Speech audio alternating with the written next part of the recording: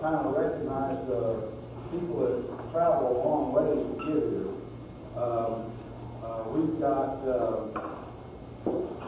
oddly enough, I don't think there's anybody from Decatur here. We have one man from Decatur. But we have, I think it's 3 from Ohio. Got one from Michigan. As a matter of fact, David Woodruff makes it to almost every one of our annual meetings, no matter where it's at. And he comes from Grand Rapids, Michigan. So thank you, David, for taking part. We've got one from Arizona, but he don't count too much because he's a Van Houten brother. And then we've got a couple from California, which obviously John Morgan is from California, and he almost comes almost every time too. We appreciate him coming. And speaking of John, he has very graciously donated all that stuff on the back tables there to the Historical Society.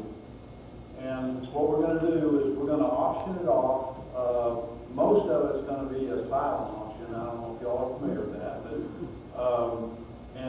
whatever proceeds are going to go to a fund we've set up that's going to help to do a cosmetic restoration on the 573 mogul in St. Louis at the Museum of Transport.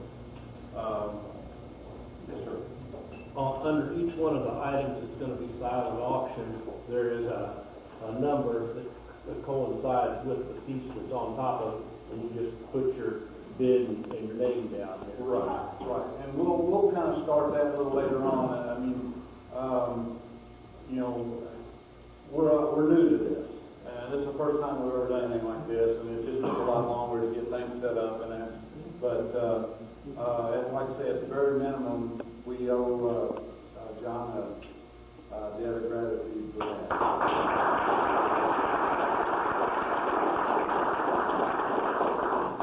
Then also every year we have an annual award that we present to somebody who's kind of went above and beyond the call of duty, so to speak, for the society or for the Wabash Railroad memories or however you want to say it. Unfortunately, our recipient for this year couldn't make it, but I'll show you what he's getting. I'll get it to him soon. It's quite like this. Several people in here have gotten these. We'll get around to everybody eventually. But anyway, this year it's going to Ed Spaniel for kind of obvious reasons to some of us. But Ed donated the whistle off of a 704 P1 Hudson to the society this last summer. And but besides that, I mean, he's built models in every scale from HO all the way up to 1.5 inch gauge, live steam engines and everything. So he's a pretty cool guy. Let's see. We're going to get to hear that tomorrow? Excuse me? Will we hear the whistle tomorrow? Oh, yes. Tomorrow, hopefully shortly after the ride out at the museum, they're going to put that whistle on a big air compressor and blow it for y'all. So James and I got to hear it. Ed had an air compressor in his shop, and it was actually attached to the air compressor when we got there, when he was giving it to us. And I mean, the tank was probably, this big around and about so tall, and 2 short tubes, and it was out of air. So we really want to hear it with steam blowing, but for this time, we will have to do with air again. So that's going to be pretty cool. We will hear the steam soon. Yeah, soon. Yeah, probably next year, but yeah, it's going to be great. Let's see. Actually, I think that's all I've got for the time being. I will say this.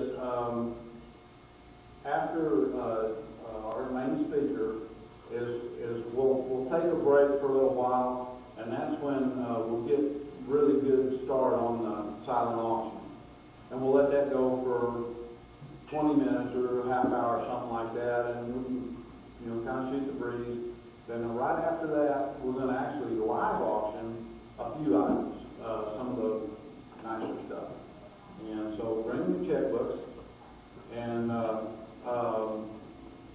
I guess I'm going to turn it over right now to James.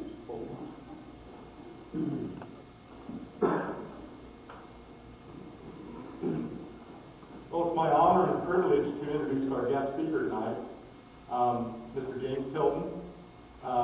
James and I have been friends for a lot of years now, haven't we? Yes. And this is actually the first time we've ever talked in person. The magic of email spans the globe with Jim and I. Jim started off in his railroading career, I think, in the mid-40s, 45, Yes. with New York Central. Is that right? Well, that was one summer key.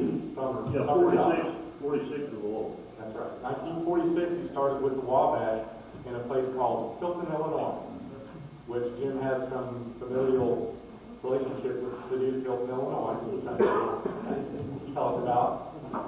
His career spanned the gamut from signal maintaining in the 1940s, and by the time Jim retired in 1987, he retired as superintendent of signals for Norfolk and Western region. He climbed the ladder through the Wabash ranks and all the way up to superintendent of signals. If you've ever read anything that Jim has written or said, they're very, very entertaining, so we're looking forward to hearing him speak tonight. So without further ado, I'll introduce Mr. Jim Tilton.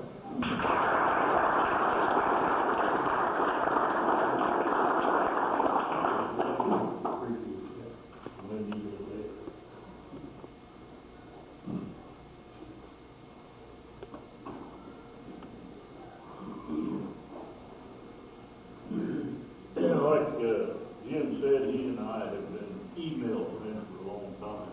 We've been doing a lot of correspondence.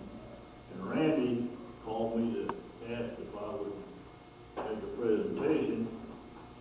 And at the time, I asked him, what about? He said, anything, you know, a lot of yarn and stuff, I'll type the yarn. And I said, how much time? He said, well, 20 minutes to 60 minutes.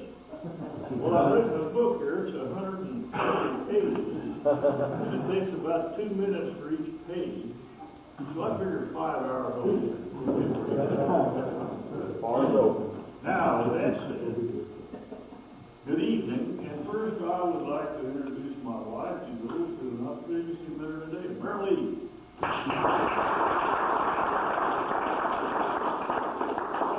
Back, Randy called and asked if I would speak before this august body of Wabash Railroad fans.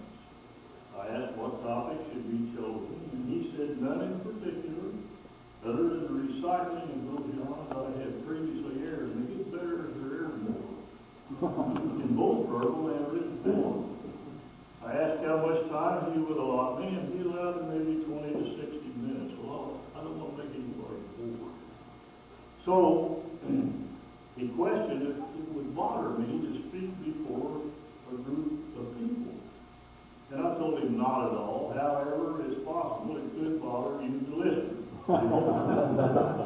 Now to start, Mark Twain, one of my favorite people, once said, I don't know anything that mars good literature so completely as too much truth.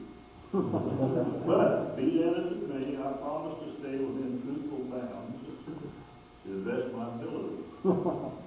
I was born, bred, and raised in Wabash from the start, going back some 4 generations to Major John W. Vance. The old Major served in the Illinois legislature at Vandalia during the debating and passing of the Internal Improvement Act of 1837. The big hang-up back then was canal versus railroad building. The debates brought out the fact that goods and people could be moved 4 times faster by rail and by canal, and twice as fast by horse-drawn conveyances on the primitive roads then in existence. So let me commence with one of the reasons, among many others, that railroading made such an indelible mark on my life that remains yet today, and that's Bo Clifton, and number 4,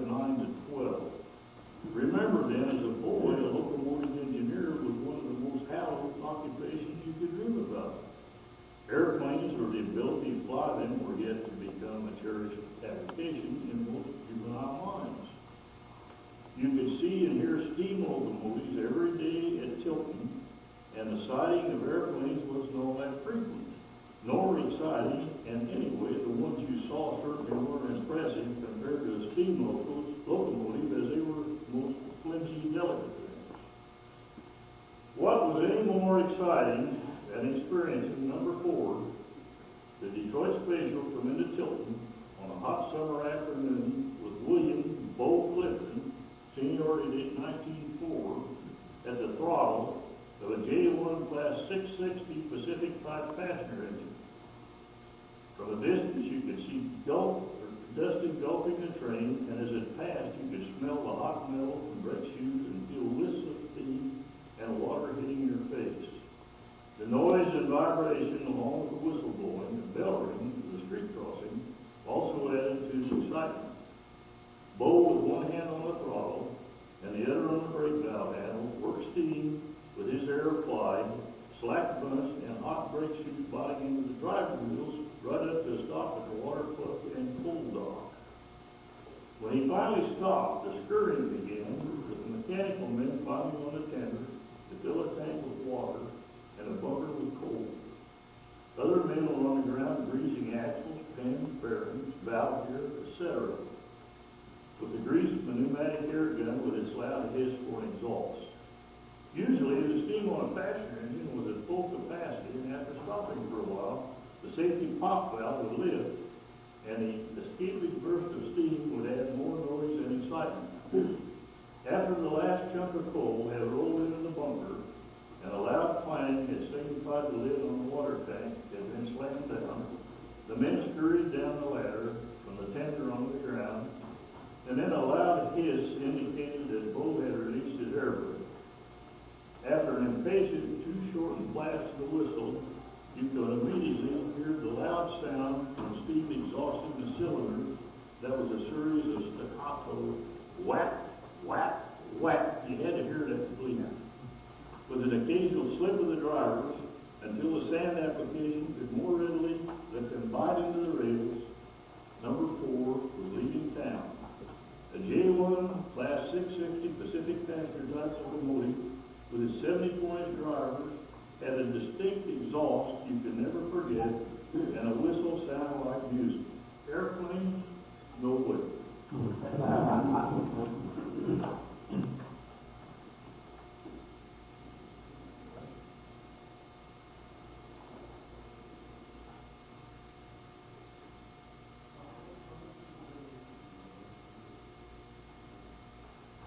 Okay, let me commence.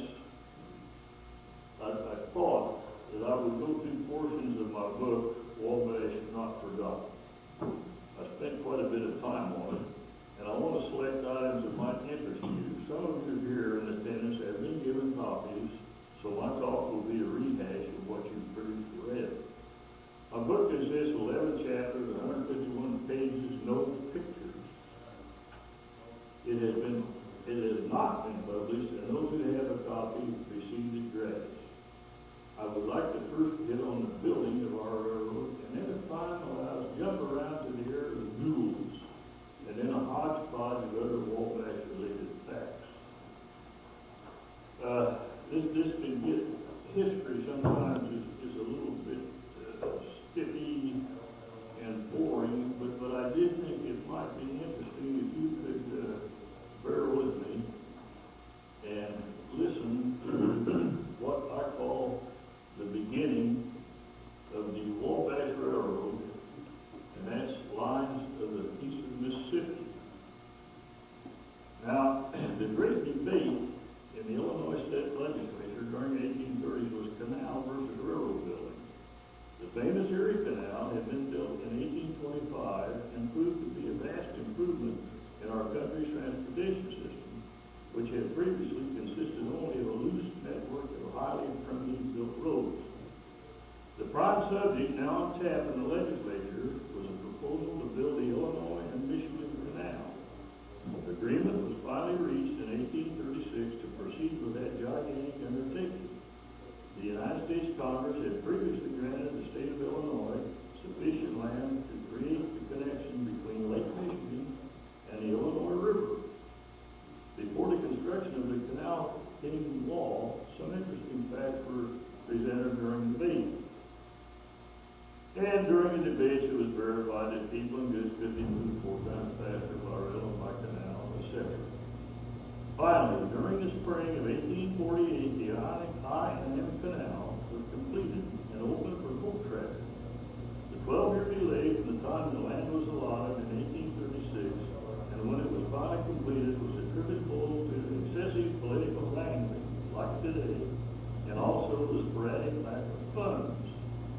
At this juncture in railroad building would enter the scene, and the legislature and much public clamor moved to pass the long-awaited Federal Improvement Act of 1837. The act proposed the construction of 4 individual railroads to be built east to west across the state. These 4 roads would intersect and cross previously approved Illinois Central, which was to be constructed between Galena and the north Decatur in the south. The bill authorizing the building of the IC had previously cleared all the legislative hurdles in the Assembly in January 1836. The Northern Cross Railroad would be the first one of the 4 out of the gate, and it was to be the genesis of the future Wabash Railroad. For some unforeseen reason, the Northern Cross had been given permission to build first under the law and was allotted $1.8 million to do the bidding of the state mandate. The building of the road was first commenced in 1838, and it connected Marigosia on the Illinois River to Morgan City, which is now Bluffs, some 12 miles inland. The grandiose planning for the proposed railroad was eventually connect Quincy on the Mississippi River with the Indiana state line. The name Northern Cross was derived from an Indian trail known as the Northern Crossing, which the new railroad would closely parallel. Prior to the actual start of the building, contractors couldn't, for some reason, entice local workforce into that type of work. Therefore, one Mr. James Harkness, master carpenter and builder of bridges, stepped forward to solve the problem. He went to Louisville, Kentucky, and offered the local men $19 a month and board plus 8 years of whiskey per day. Ere long, a sizable workforce appeared in Marigosia, ready to go. And the railroad was thus commenced. Strap rails arrived in Marigosia from the east by the river route in the spring of 1838. Track length was commenced in earnest on May 9 and was installed in accordance with the track length standards of the day. Track length consisted of the following procedure. Longitudinal wooden sleepers measuring 12 by 12 were placed on mud sills. Now, mud sills kind of bad made out of like whether that's compacted mud or water. Then, cross ties were laid atop the sleepers. Wooden stringers 3 inches wide at the bottom and tapered up to 2¼ at the top were secured to the cross ties. Then 5/8-inch thick and 2-inch wide iron straps were nailed to the stringers with 20-penny nails. Harkness did very well as a recruiter, but ran into trouble as he planned location for the new track. It so happened that his calculations would put the new railroad directly through a cabin owned and occupied by Mr. D.E. Lazenby, an Englishman who had previously established his roots in the area. Mrs. Lazenby, who was quite well noted, even famous for her full of vulgar language, came on the scene and berated poor Harkness until he realigned his track, laying it some distance up the side of her cabin. Harkness, however, having eventually made peace with Mrs. Lazenby, taught her to find points of preparation of eggnog and milk punch. It came about that she sold so much of the commodity that she was compelled to buy a second cow. Scarcity of chickens was not mentioned in the story as told. I don't know about the eggs. She made enough money from rail worker patronage that she eventually had a good 2-story greenhouse built. So that wasn't a bad deal. That shows how commerce can help everything. The locomotive that was to have been the first in service came mysteriously lost in transit. It was built in the east and was to have come to Marigosia by water route. After having waited anxiously several weeks for its arrival to no avail, it was determined the prudent course to take would be to order a replacement. Now finally, in the fall of 1838, the locomotive Rogers would arrive on the scene and make its inaugural run to Morgan City on November 8, 1838. The first puff of locomotive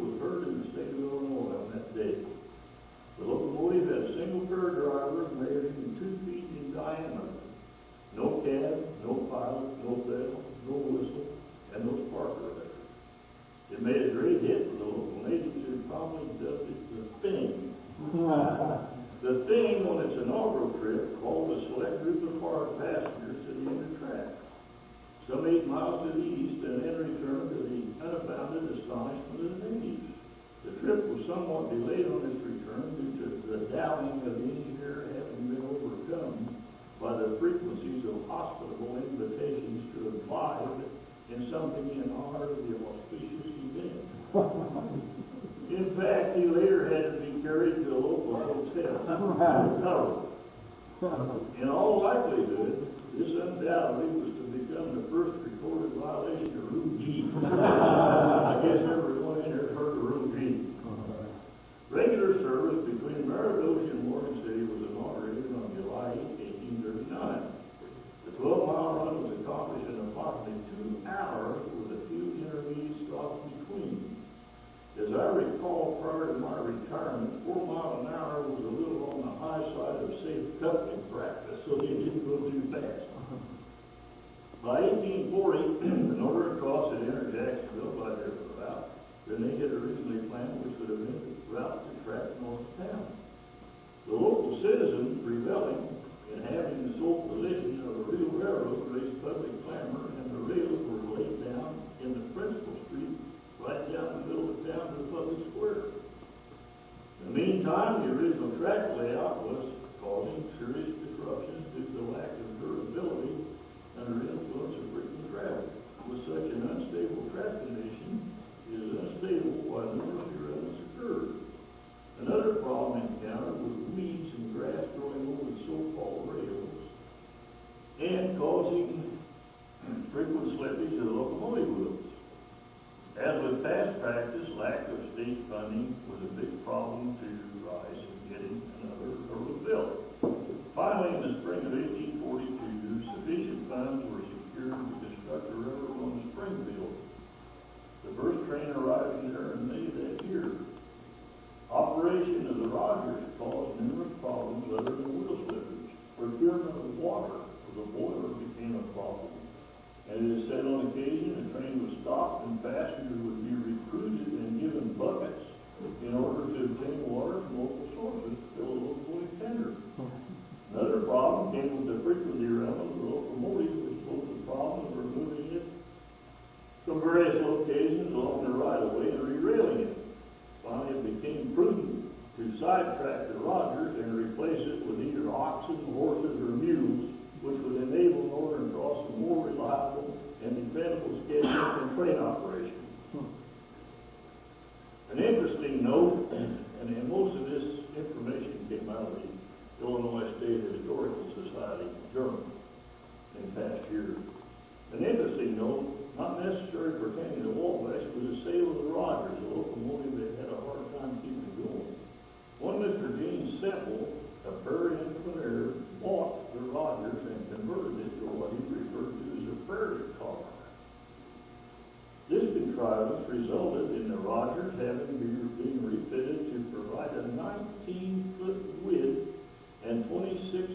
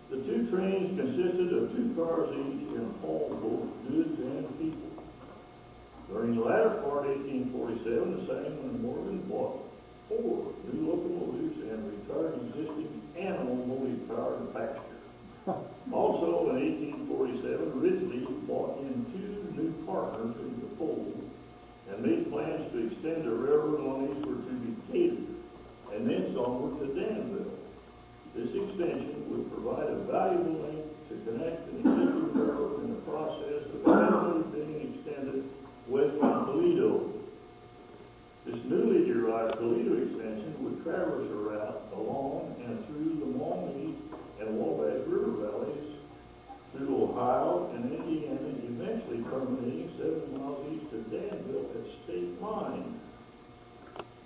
The 242 miles of railroad would at that point connect with the newly proposed extension, soon to be named the Great Western. The proposal would forge a link of providing a direct rail route from Lake Erie and Toledo to the Illinois River, Marathon, Naples, and to the Mississippi River, Quincy. During their expansion plans to the east in 1847, it should be noted that the Sangamon Morgan was building a railroad from Marathon to Camp Point, where the road would connect with the CB&Q, and trackage rights were then secured with the Burlington to provide movement on the Quincy and the Mississippi River.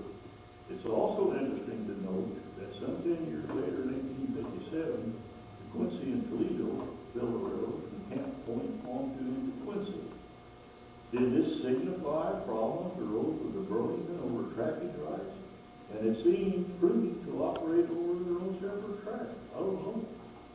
Now I find that looking into Springfield Division 1904 timetable, the Wabash was once again using the Burlington rails to enter Quincy. I would have to assume that the old Quincy and Toledo was abandoned sometime between 1857 and 1904.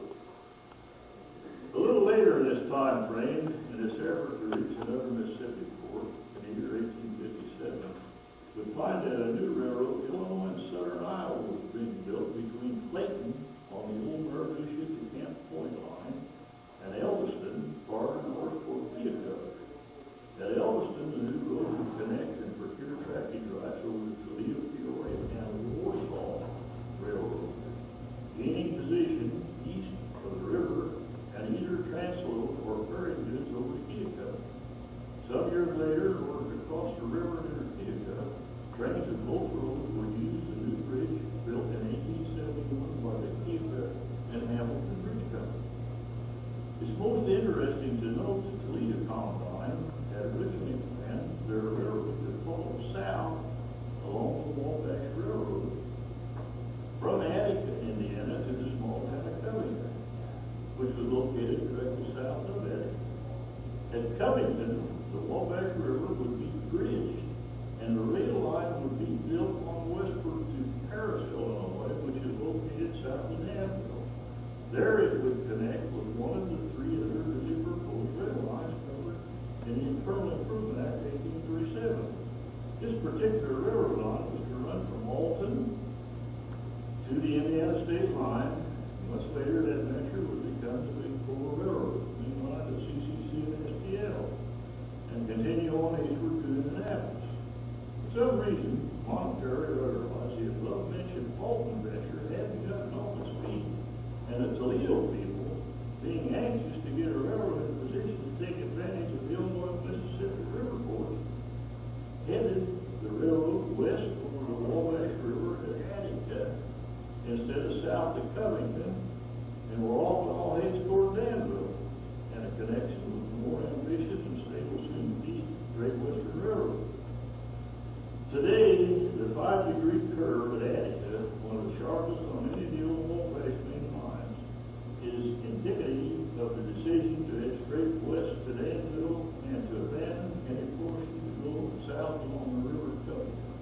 Are any of you familiar with Attica, Indiana? One heck of a curve, remember? Yeah. And that curve sweeps right as you go west instead of going down along the Wabash River. The spring of 1848 would find tons of steel and other material arriving upriver Naples for use in rebuilding the full existing line of Springfield.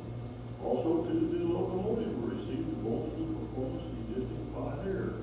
These 2 engines, the Sangamon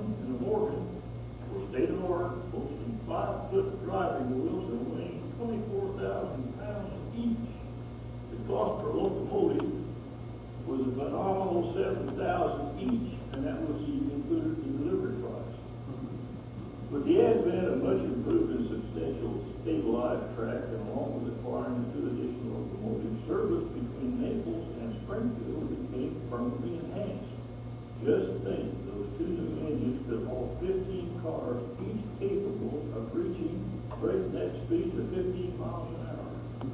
Amazing. These improvements caused the inauguration of regular daily except Sunday service between Springfield and St. Louis. The Naples to St. Louis River Link was accomplished by employment of the two river steamers, Niagara and Time and Tide. The newly built Alton Railroad crossed the Sangamon and Morgan west of Springfield at a location later be named Isles. Everybody's familiar with Isles, right? The Alton, during their building, also received supplies from Naples by S&M tractors.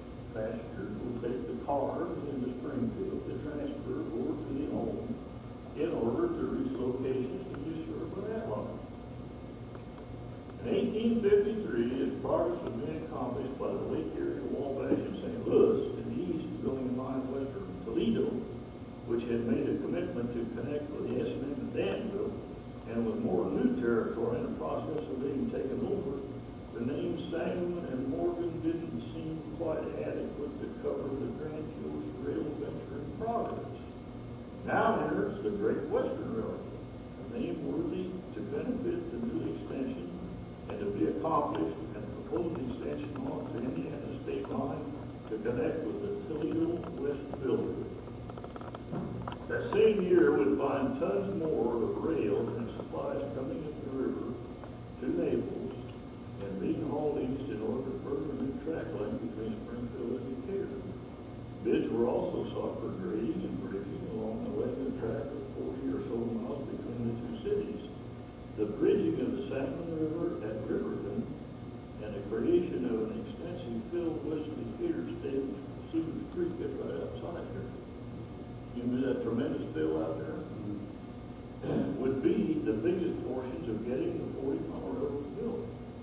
Tracks would finally reach Decatur, and at the end of March 1854, and the first train would officially enter town on April 21.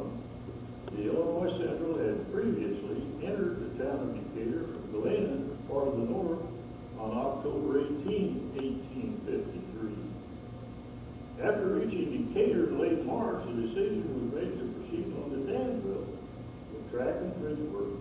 It was also decided in 1854 to purchase an additional 5 locomotives, 100 freight cars, and 4 passenger cars, which were all delivered and placed into service at the year's end. Crews were progressing with the work at each end of the chosen segment, that is, to be met to Belmont and served over to Belmont. And when they met at Belmont, they would move on eastward and complete another segment in like manner. The track work from Decatur to Saratoga had previously been accomplished, which included bridging the Sangamon River east of Decatur. In late December, the railroad was complete to Tolono, where it crossed the Chicago branch of the Illinois Central. That accomplishment allowed passengers to leave Springfield at 8:50 a.m., arrive at Tolono at 1 p.m., and board the Illinois Central and arrive in Chicago at 5 p.m. That's a pretty good deal. The complete trip was made by rail. The Alton Railroad had not as yet entered Chicago, which allowed the Great Western to provide the only route Springfield to Chicago, completely by rail and with no transferring to or from stagecoaches or wagons in order to complete the trip.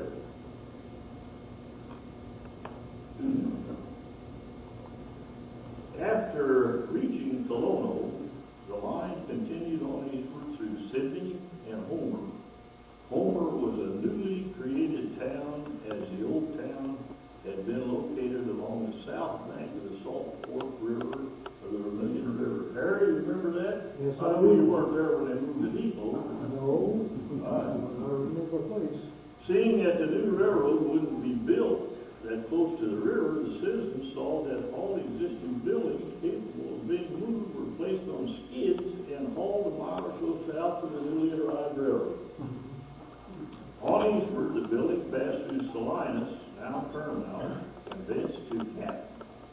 Farmers in the Catlin area were up in arms that this railroad venture would bisect their existing farmland and cause hardships in trying to farm 2 separate pieces of land. They first tried placing logs across the track in various locations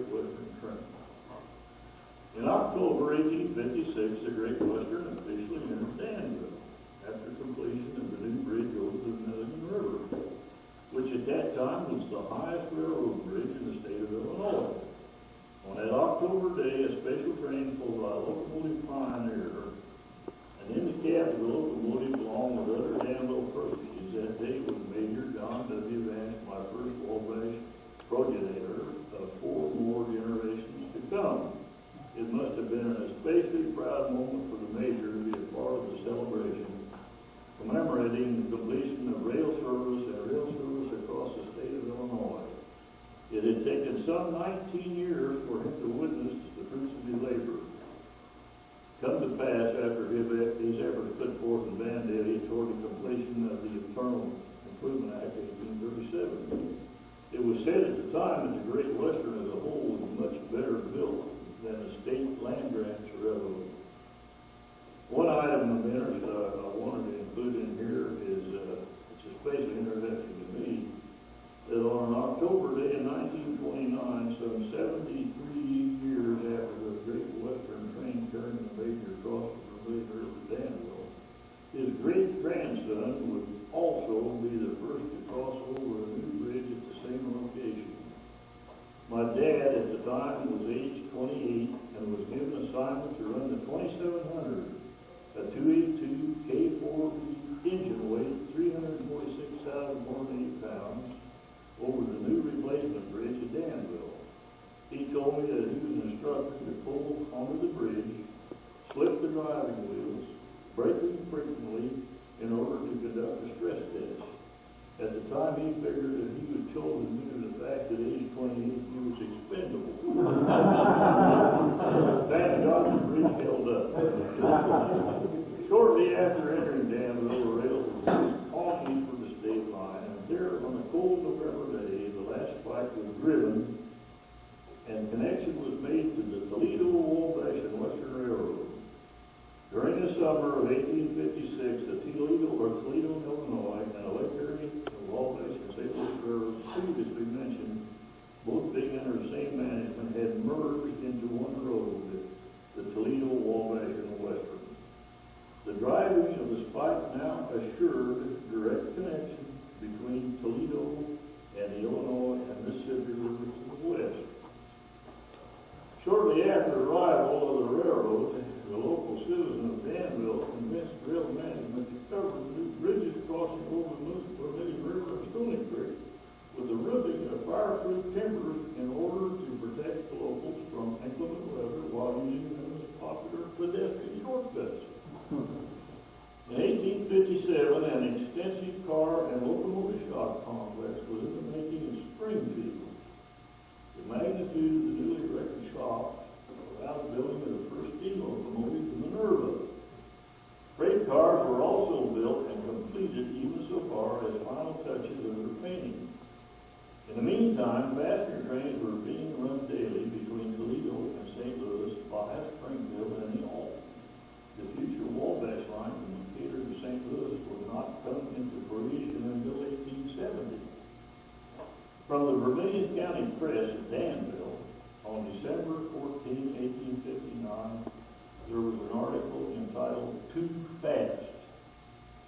The recently adopted timetable of the Great Western Evening Express bound east allowed only 7 minutes to travel from Paramount to Catman, a distance of 7 miles, a mile a minute. We believe a much higher rate of speed than the commercial interest of either the stations or the names required. So they were against speed back then. That was high-speed transportation. Let's see. Abraham Lincoln, well, here it was noted that the future President Abraham Lincoln frequently rode the cars between Springfield and Danville when traversing his 8th judicial circuit district as their representing attorney. Abraham Lincoln's final arrival with the Great Western would occur on Monday, February 11, 1861, when he boarded his space to an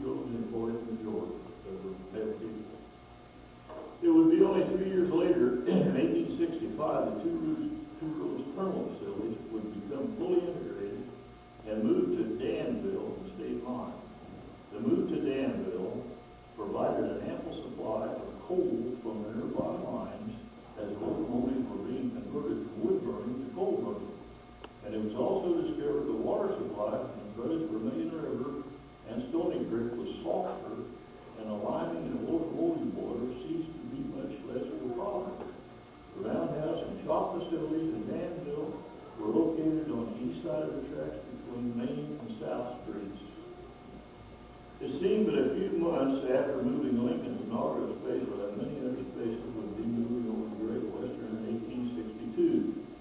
The great conflagration between the North and South would cause call-up and movements of many troops to the east along with cargo after cargo of various supplies.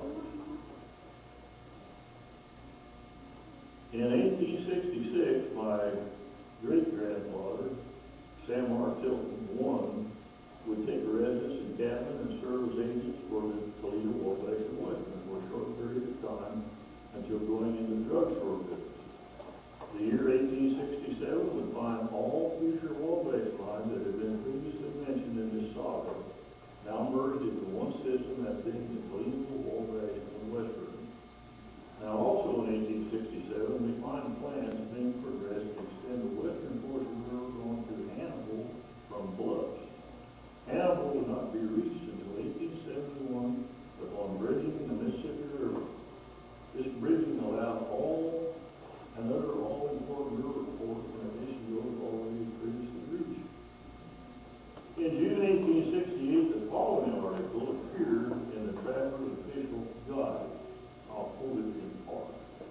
Our attention has been drawn for some time to the feasibility of a road between Decatur and East St. Louis, which could secure for the Toledo, Wabash, and Western a fair share of the St. Louis freight and passenger traffic proper, as well as which prefers the St. Louis to the Quincy route for points in the far west. TWW Board of Directors are favorably impressed with the proposed line with the charter obtained in 1867 and have agreed to furnish the iron and necessary equipment provided that the counties interested will grade the road. This line, if completed, would be some 3 or 4 miles shorter to Cleveland by Toledo than the existing route by Indianapolis.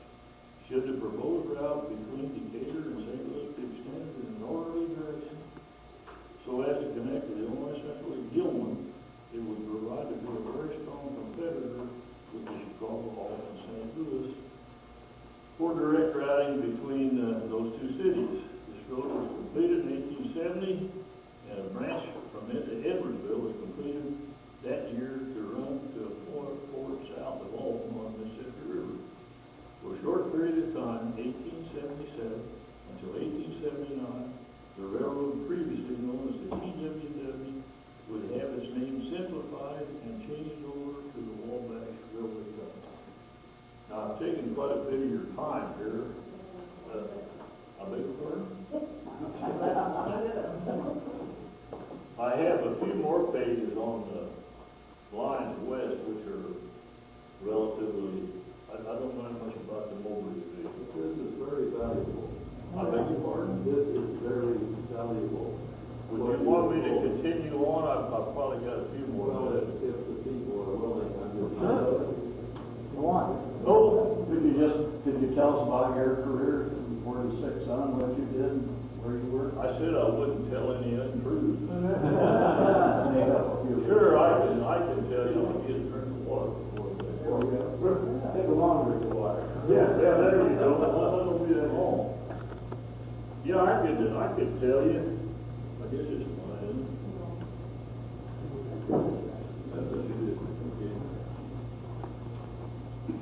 But I don't really want to take a lot of your time.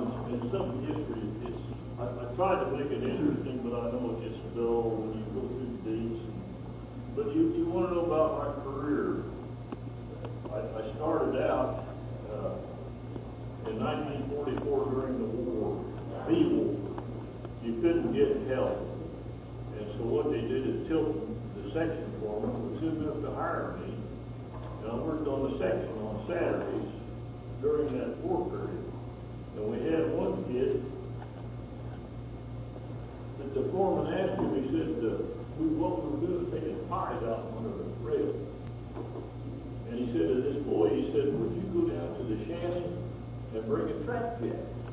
So this kid was gone for some time. Pretty soon he showed up with no jack. And the foreman said to the son, he said, where's the track jack? He said, Mr. Overhand, I just couldn't fit it. So that's what they had back then, kids and old men. And also back then,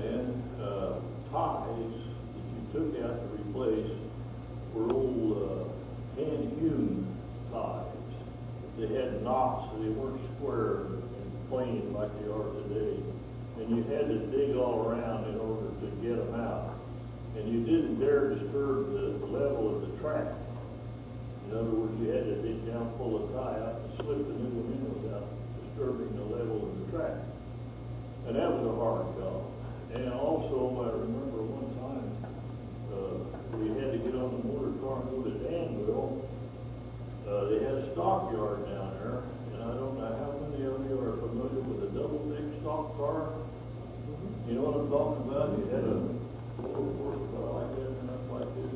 Well, there were two old dead sows.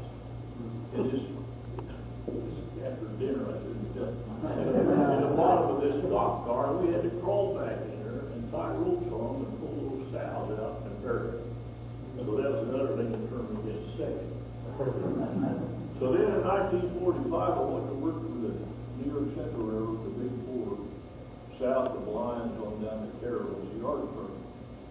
And the 6-day week had just come into being, and the yard folks had to have relief 1 day a week. So the train master for the big four lived in my little town of Tilton, and he hired 3 of us kids from high school to do the relief work. And I remember we worked third trick Friday night, second trick Saturday, and the first trick Sunday. Well, we got 3 days work in, $15. That was a pretty good paycheck for 3 days work back then. So then I finished high school, and I told my dad, he was a locomotive engineer, and I told him that I wanted to talk to the road foreman engine to get a job firing. You're not going to fire, no way you're going to fire an engine. He said, I've done it, it's rough work, I don't want you to do it. So I figured, well, that's out. He said, I'll tell you what. He said, if you want to work for the railroad, go to work for the Signal Dept. He said, they don't do anything anyway. He saw these guys, running up down the track on a motor car, and there was a bonfire there and one there. So back then, you pretty much did what your folks told you to do. It's a little bit different than today. So anyway, I went to work for the Signal Dept. In 1946, after being out of high school for maybe a week, and I went to Adrian, Michigan. Anybody know where Adrian, Michigan is? I went up on number 2.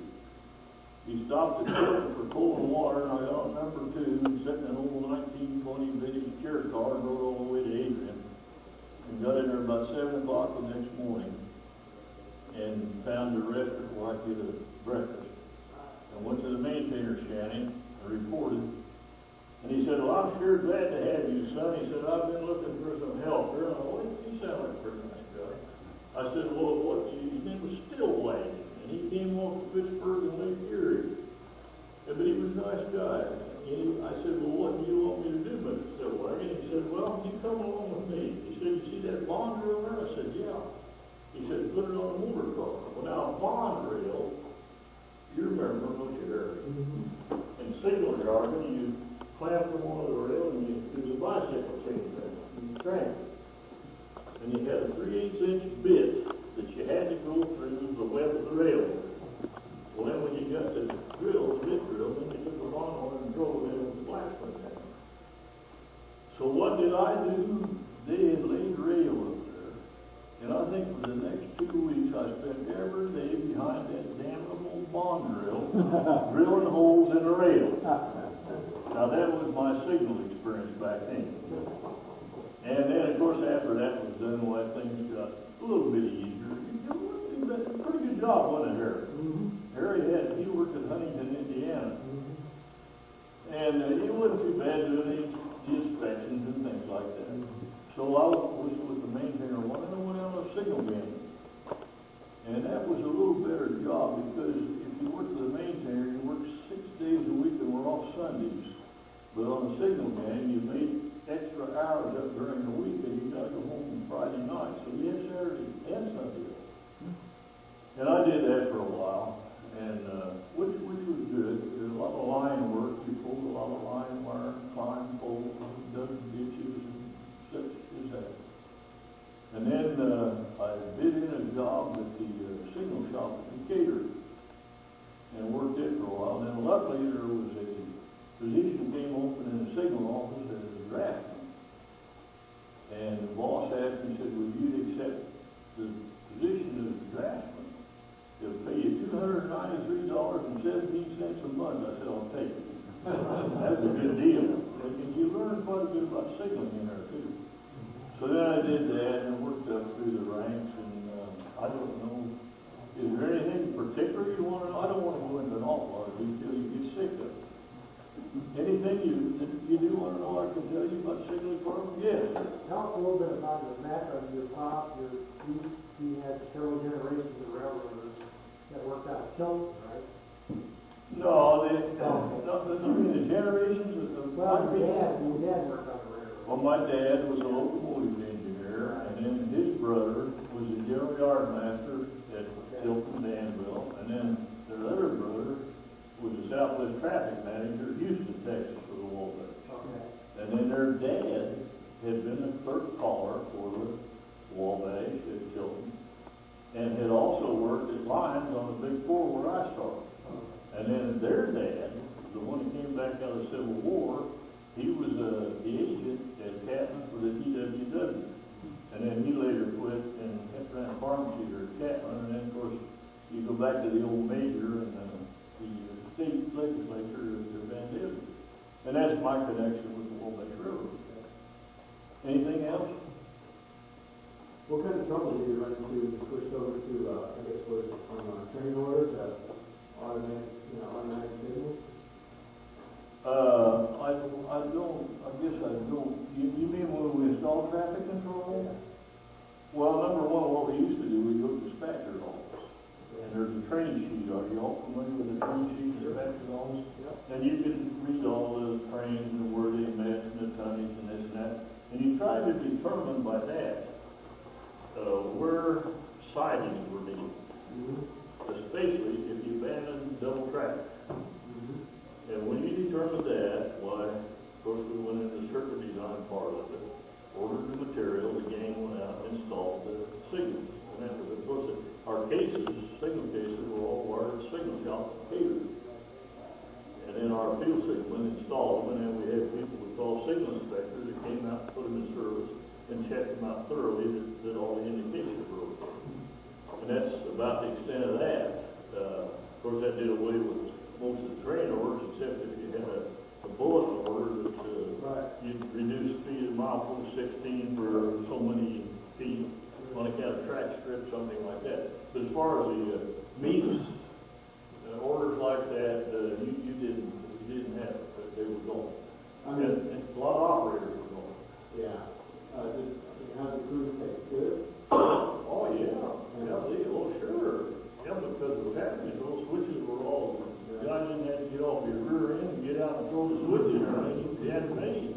Yeah, they liked it. Yeah. And then back then, the things were archaic. We had what we called a maintainer's call light. And the sole purpose for that call light was that if you needed a maintainer, the dispatcher sent out a code to lit the light. Well, these people got them pretty sure. So what they started doing, if this train pulled up near the siding and he was going to meet somebody, the traffic control, and the dispatcher wanted to talk to the engineer, what he did, he flipped the call light off and on. Didn't have a radio. No. He had to walk down to the concrete house, open the door, and get on the telephone, call the dispatcher. But that's how things, guys work things out, see.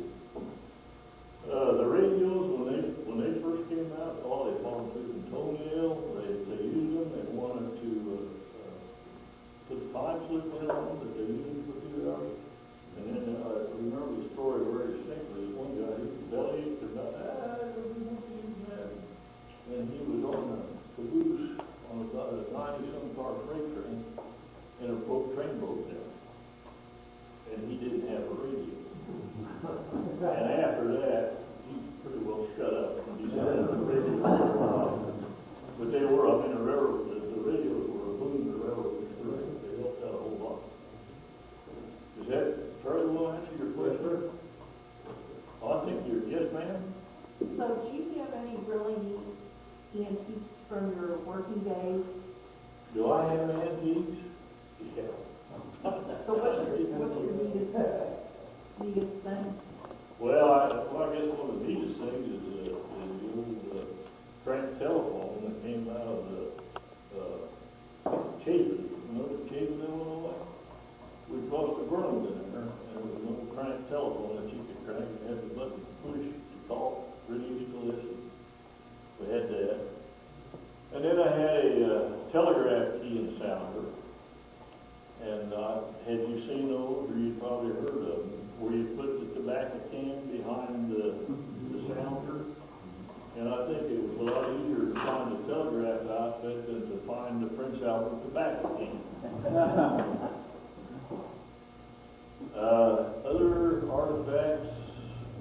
see what other kind of junk have I got. I think that's, I got a couple of whistles, locomotive whistles, the ones in the cab where the conductor pulled the string, they whistled in the cab. I got one for steam, one for diesel. And the one for steam, you not only use them in the locomotive cab, it was a shrill whistle. And you could hear it above all the other noises on a steam locomotive with noise. And also they used them on the cabooses, on the rear platform of the caboose, like if people are going through town, back up through town, they do some switching. The conductor stood back there and used that whistle to whistle the grade car. I had those. I liberated an old long neck oil can. They're hard to come by now. And I think that's, I think one of the neatest possessions I have is the general manager bound copies of timetables on the old Springfield edition, which was debunked in 1930, and they run from 1904 up to 1930, you know. And that was kind of legitimate because the general manager gave it to me and I didn't figure he'd steal it. And another thing I had that's really interesting is the old OS sheet. Like an operator had what they called an OS sheet, it was a yellow piece of paper. And when a train went by, you had to write the engine number and the train number, how many cars, how many loads and empties for every train that went by. And I'm not going to read it anymore here, but let me, I had one here, I copied part of it down. In St. Charles, they had a station A and B, and I think, I don't know, maybe some of you more guys might know. I think A was the station that more or less governed the trains over the bridge, and then you had a float operation at St. Charles back in those days. So you had a St. Charles station and a B St. Charles station. I believe that's correct, and I don't know where that I have that, and back then, this sheet is dated 1887, and back then there were 31 trains that went by this one station back then. Of course, you got to figure in a train with maybe 15, 20 cars. But how in the world a dispatcher could handle these trains was just strictly a telegraph wire. He didn't have telephones or anything. It all had to be done by telegraph, and also your orders, train orders, transmitted by telegraph too. I think those guys have to be geniuses doing a pretty hard job. Now, can I help with anything else? I used to work from Peru to Tilton. Yes. Third man, and I drop off the Tilton. I know all about the third bed. 69 cars to go move. But they had a semaphore at Lafayette, leaving Lafayette Station. Everything was the single spotlight, searchlight type signal. Yeah, color. The color of Yeah. the lenses, the back inside. Yeah. But leaving Lafayette, there was a semaphore. Why didn't they ever change that? But the semaphore arm, Cost, I suppose. but just, See, when they built the Lafayette Depot, it was relatively new. At that, they had an old train depot. Do you remember back when it was there? Well, see, when they built the new depot in Lafayette, then to modernize it, they put up this color light train order signal. Now, as to why the semaphore was left, I suppose it's a matter of economics. In fact, one thing to me that's quite interesting, the old Monon line from Lafayette down to Linden, are you familiar with that? Semaphore signals. And if I'm not mistaken, I think Trains Magazine said that those signals had just been removed here in about 2 or 3 years. Well, my gosh, imagine that. That's a long time. Now, I do have we had joint track, well, the nickel plate and the big four had joint track from Altamont to Templeton. Are you familiar with those towns, Lafayette? yeah. And they had double track Rule 251. They didn't have double run 251. Traffic flowed in a direction. And they had semaphores. Well, of course, the nickel plate had, I think they were style S or style T2 semaphores. Now, the S's were, you had the mechanism down in the case with an up and down rod,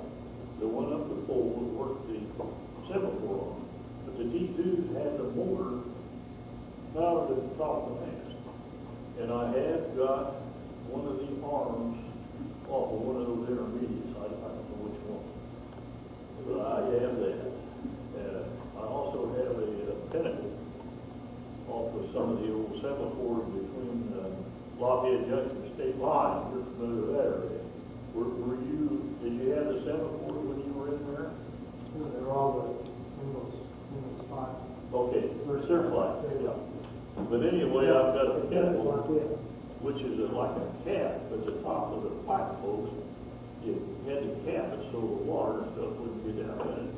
And today there's a cap probably aluminum about that high, about that big around it, just fits a little tight. Back then, this pinnacle from here up to here would be about like that, and it's all fancy, and you can't really lift it. So I do have that. And I don't know of anything else. I don't think you'd call it thievery because the whole thing would be worth $10 a grab, most of it. Anything else? Is there anything else I can help you with, or? When did the semaphore signals come down, the first lights come on?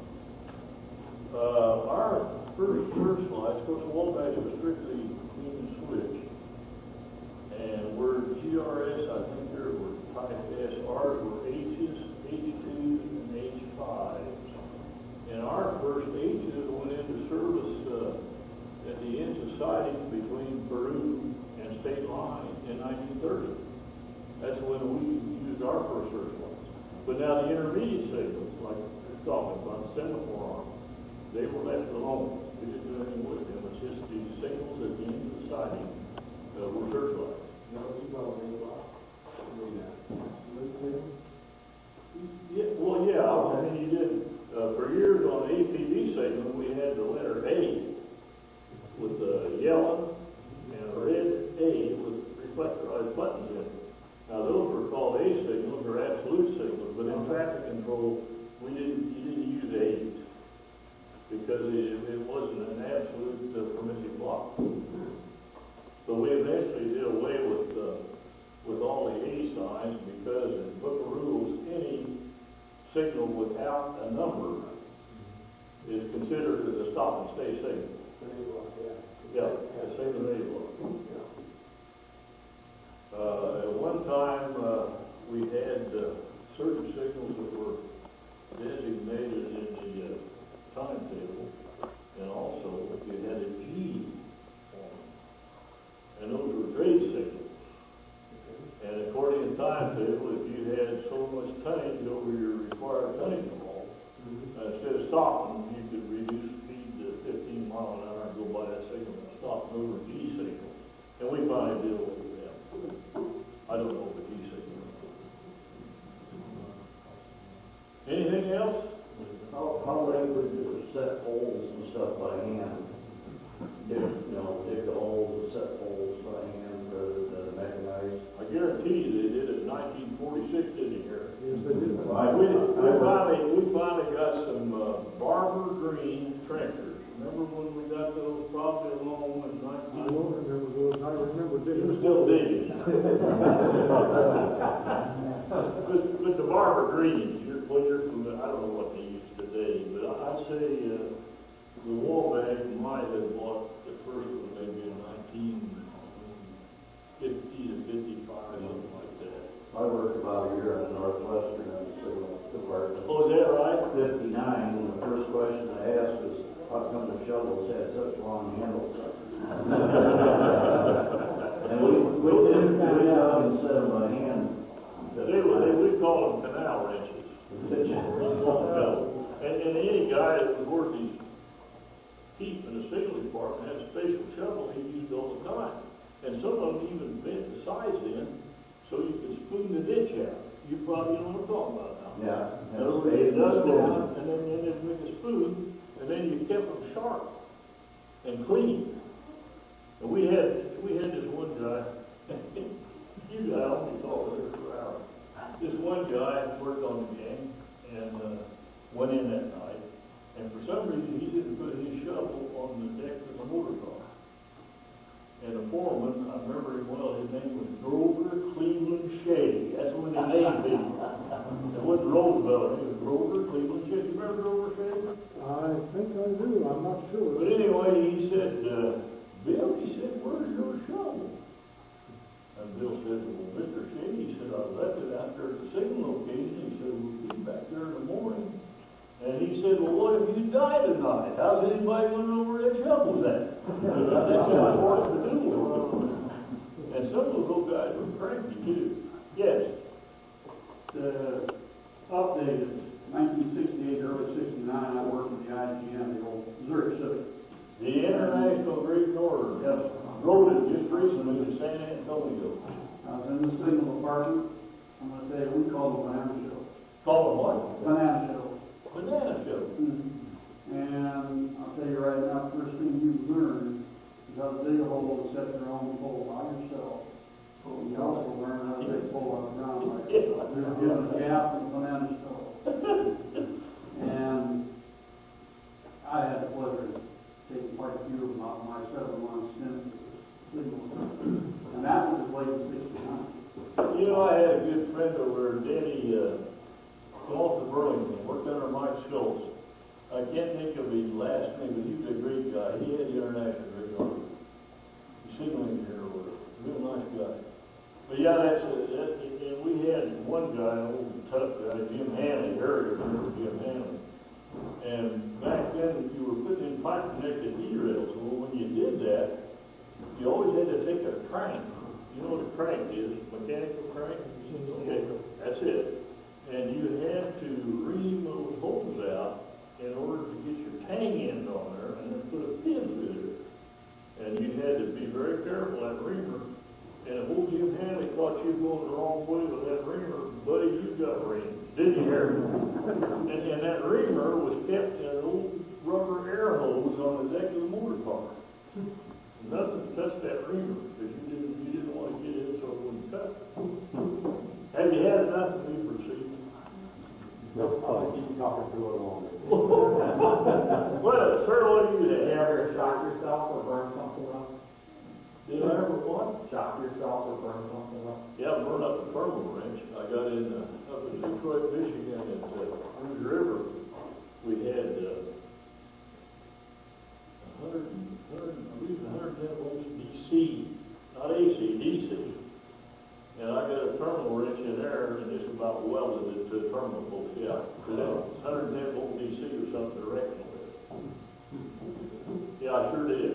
And I can remember one time we were stringing line wire between any interlocking. You're familiar with it.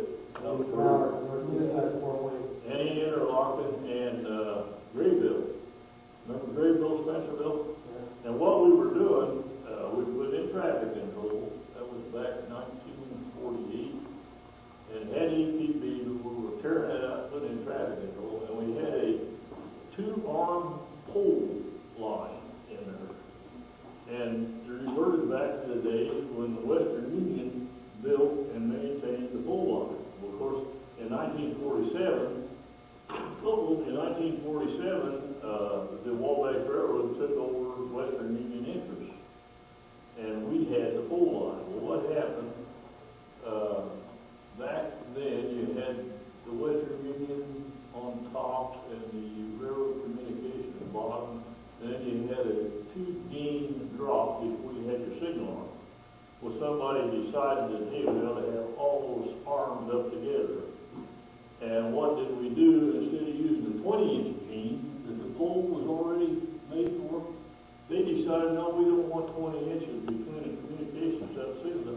We'll go 24. So what we did, you climbed the pole, the braking bit, and you stood there, and you drilled through that stupid pole so you could get a through bolt through there and put the cross arm on. You remember, Harry? Yeah. You said that we're laughing.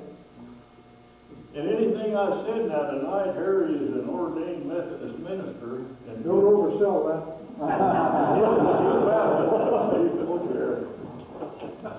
Great man. Anything else, guys? Yes. In your book, you have just a wealth of great stories about some of the enginemen and freemen you grew up with in Tilton. Yeah. Can you give us a few of those? Yeah. And I don't want to bore. Am I boring you, Murray? I want you to get out. Let's see. Where the heck is it at? Jim, you don't know what page it's on. Chapter 1. It's not chapter 1, is it? Now you're talking about another book. This is chapter 10, 115. I'll read some of them, that'll help you. 115. I told you guys I'd go through this whole book.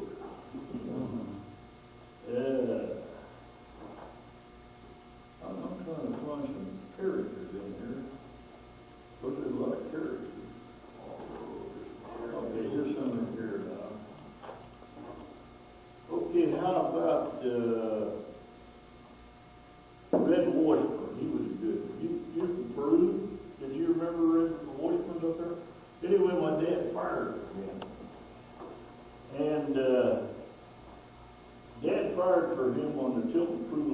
74, 75. I don't even know whether, when you were working, they had the little kid, did they? They had 60 guys there. Okay. At 74 left Tilton on one day and went to Peru and made its return trip the following day was Sunday off. As we lived in Tilton, Dad had the Tilton layover coming in Saturday afternoon. Red Washburn liked to smoke cigarettes and his wife didn't approve. So when they came into Peru, Red's place of residence, my dad was entrusted with Red's cigarettes until they got out the next morning. Now, he was a big man with red hair, as I remember, and had a room in Tilton. And if I was out of school and heard 75 coming up the hill to Tilton, I made all haste to get to the yard because I knew Red would slow down enough to get on the cable on class 2400 Indian. Now, let's see, some of the other names up there, Peru, was Favorite Fushidi. You remember him? He was a full-blooded Miami Indian at Peru. He was a locomotive engineer. Another guy, I think I told some of the people here tonight about C.S. Gobber Earl. This guy was a character. And he had diamonds inset in his two upper front teeth, and if that wasn't accomplishment enough, he could play turkey in the strongest engine with it. This guy's a character. And here's one guy they called Soapy Biscuit. Now, how they got that, I don't know, but I suppose back during World War I, they didn't have flour, and they had to use soda or something to make the biscuits. I don't know. Anyway, they called this guy Soapy Biscuit. And I've often wondered how he got his moniker, and I'll speculate, say that he probably got it during the First World War when soda was substituted for flour and baking cakes.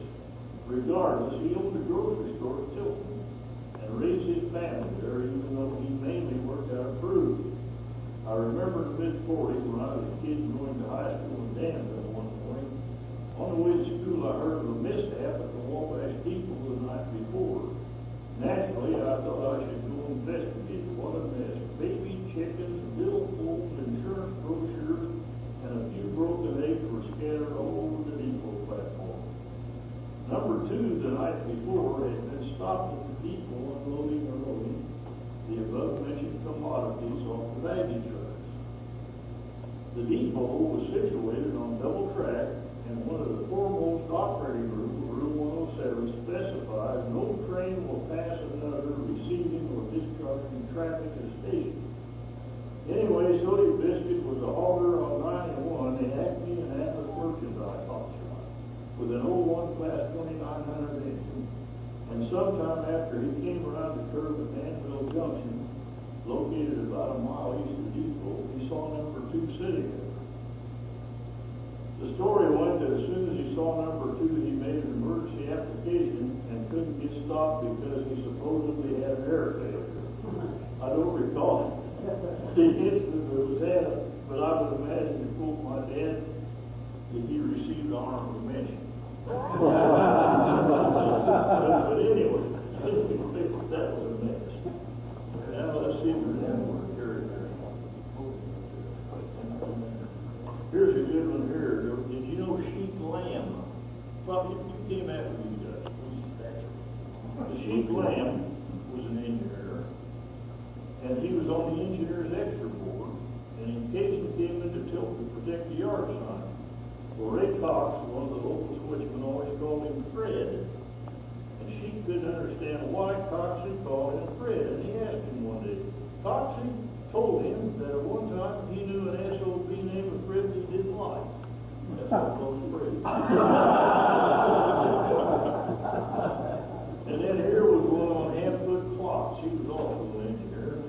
And my dad told a story about he was at the Dawes House, the local hostelry in Tilton, back in the 20s. And one night when all was quiet and the guests all asleep, Mike slipped out into the hallway on the second floor, strategically positioned the chamber pot, and kicked it down the stairs into the lobby, waking several of the clientele. How's that for a trip? I don't know whether it's empty or not. Jim, I think that's all of them here for, I believe that's it. Unless you guys have something else. I know. Wake up. that many roads took their power off the lines, and I always heard that Wabash had their beds and battery boxes and signals, so they were approach lit. You'd be standing there, there'd be no signal, and the train came into the block, and the signal would light. Yeah. Why didn't they get power off the line voltage from the power line? Well, we Rather than did. battery? See, and today, I suppose there's a controversy in signaling, whether intermediate signals should be approach lit or continuous lit. Right. In a Wabash, we had our signals, the majority of them. Now, Lane Society were continuous. Well, some of them were approach lit too. Some were, yeah, some were Some not. were approach lit. But anyway, our theory was that we were saving, I don't know what we ever saved, but we spent thousands of dollars putting in spatial relays that would cut out these lights at certain times. Now, other railroads didn't pay attention to it, they went ahead and lit them continuous. Well, And the IC, you go on the IC, signals are always lit. yeah. Distant. And today, if I was to decide, I don't know if it's one different. And we even went to the extent that, at one time, we had racks set up in the maintainer shanties, where before you put a bulb in, a single outfit, you had this thing full of lights. And you checked them all for 2 or 3 days to make sure they were going to light be proper before you ever took them out and put them in. And I know that wasn't necessary. We did a lot of things in that you wouldn't do today. And doesn't that off and on cause the bulb to go out rather than having it continuously lit? I don't They have a bulb go off, they get cold, then go on and get hot, and then go off and get cold. That's what causes the filaments to burn out. Well, that's what they say. I don't know if that's, I suppose it could happen. I don't know. Of course, the railroad, you got the most adverse conditions you could have. I suppose some of those signal cases in the summer could be 130 degrees. And in the winter, probably 15, 20 below zero. But we did have, there was one thing that the AER was stringent on, and that was a light out relay. And that was a good call. If you had a condition where a light bulb can burn out, and an aspect below that could show a more favorable aspect than what you had in the top end, you had to have protection on that. So what you did, you had a relay in the top that you ran in series through this top light bulb, and for some reason that filament broke. It dropped that relay and shut the units off below it, so you couldn't get a better aspect than what you should have had. That was a good thing. We had that. In fact, it was a mandatory. Well, I guess, One yeah, question. what's that? When, in St. Louis, when they put Metrolink in, they took out all the old Wabash signals that were Down through the park. And, Yeah, down through the park. and I have one of those signals, and I noticed that inside the case, the relays are hermetically sealed and they're set on springs. Yeah. What was the purpose of that? I have some idea of what I think it might be, but could you tell me why They call them shock absorbers. See, if you just sit that relay right on the shelf, I think this all the time. You might even draw the contact with them. they have a false? Look like putting them on these absorber plates with the spring, where they kind of took it. But, yeah, you could, we had, I think, well, I don't think we had any relays that didn't have shock absorber plates in them. You about had that. So you still got the relays, I huh? do. Is that right? I said it's sitting right in the yard and that's so much to do.